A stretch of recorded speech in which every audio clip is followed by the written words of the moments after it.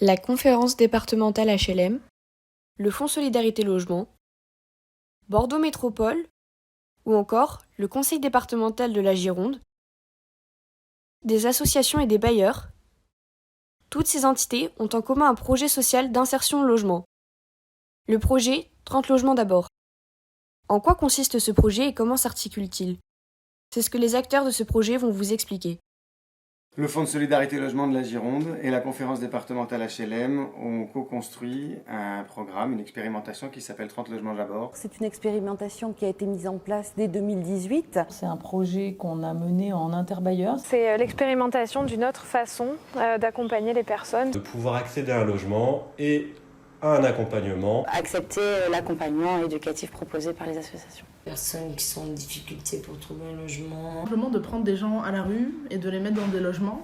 L'idée c'était que ce soit des personnes connues du 115. Et la personne dans le logement, et quand elle est dans son logement, là on essaie de résoudre ces problématiques. C'est avant tout la possibilité de lutter contre le sans-abrisme. Donc l'expérimentation 30 logements d'abord a permis de loger 41 adultes, dont 20 femmes et 21 hommes. Et ces personnes ont été rencontrées de façon régulière, à la fois par les associations, mais aussi par les bailleurs HLM. L'idée du travail partenarial a été de créer des points trimestriels où chaque trimestre, une fois par trimestre au moins, un ménage pouvait, s'il le souhaitait, être rencontré pour parler ensemble de la situation du locataire, de comment se passait l'expérimentation. Ça, c'était une des innovations majeures de ce programme. Donc en fait, les situations, elles ne sont pas différentes de celles qu'on rencontrait. C'est juste le parcours qui est différent. Pour moi, la tendance a été renversée dans nos pratiques. D'habitude, on a un produit, on cherche une candidature.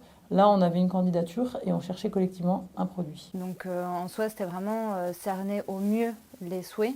Pour ma part, l'une des innovations, c'était le suivi social après l'attribution.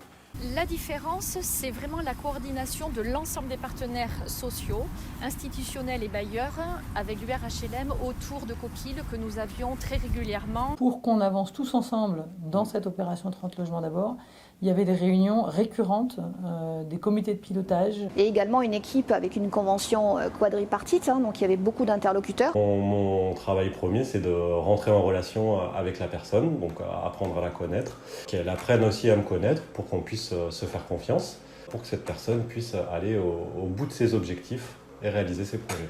C'était plutôt plusieurs fois par mois. On essayait de mettre en place au moins une fois par semaine et puis c'était plus ou moins en fonction des personnes, des possibilités. J'ai envie de dire que le logement d'abord, ça nous a permis de revenir un peu à l'essence même du travail éducatif, c'est-à-dire la relation, concrètement. C'est surtout qu'on accompagne ces personnes sur les thèmes qu'elles souhaitent aborder, elles. Développer le pouvoir d'agir, c'est venir soutenir les projets des personnes. Et souvent, quand on se sent en capacité de choisir pour sa vie, on est plus motivé parce qu'on le fait pour soi ou pour des motivations qui sont intrinsèques. Je pense que c'est primordial. On a pu le montrer par le biais des 30 logements. On les aide au niveau administratif, en termes d'accès aux droits, en termes de démarches au niveau des papiers d'identité. On les aide dans le logement, c'est-à-dire qu'ils réapprennent aussi les codes d'un beau locataire. Certains n'ont jamais été locataires, donc tout ça s'apprend. C'est leur bien-être aussi, surtout. Le logement d'abord, c'est apporter un logement, mais c'est surtout s'y sentir aussi heureux à l'intérieur, quoi. Confiance en moi et de me dire que si je voulais, je pouvais. Ils m'ont aidé aussi pour les papiers que je ne sais pas remplir, quand j'ai pris le logement aussi, pour EDF par exemple, pour les impôts, pour remplir les papiers, les choses que je ne connais pas. Oui, on a trouvé des amis, c'est bien pour avoir des personnes, plusieurs personnes.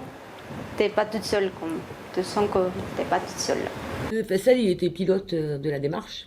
C'est l'organisme centralisateur. On avait un coordinateur qui coordonnait toutes les actions. On était financeur, on a fait des demandes de subventions, on a été subventionné aussi par l'État, parce qu'il y a moitié financement des collectivités locales, mais aussi une moitié de financement de l'État. Et puis aussi, le FSL, il a rendu compte régulièrement de la démarche et de comment ça se passait. Et la personne, de suite, elle est dans un logement autonome pour elle.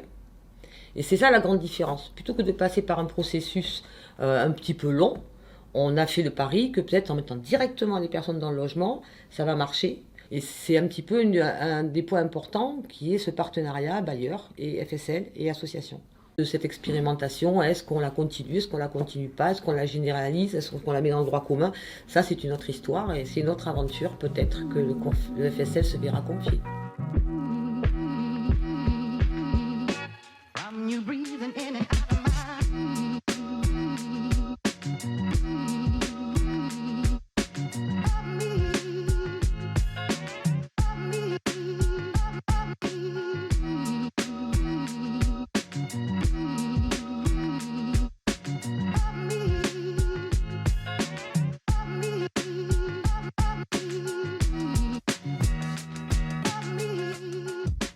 Alors moi je vais faire un remerciement à ma directrice du FSL actuel qui est Florence Etourneau, mais aussi Catherine Darlon qui est la directrice qui était là avant, qui a commencé le projet, Mathias Lambière, Fabrice Grèze, Éric Rimbaud, le directeur et tout le personnel du FSL, les agents des associations et puis bon, tous les agents du département à l'habitat et aussi de l'habitat de la métropole parce que c'est elles qui ont répondu à l'appel à projet, ça n'a pas été simple, c'est du travail tard le soir pour répondre dans les temps et puis qui ont fait en sorte que ça existait et qui ont fait en sorte, j'espère que ça va être pérennisé.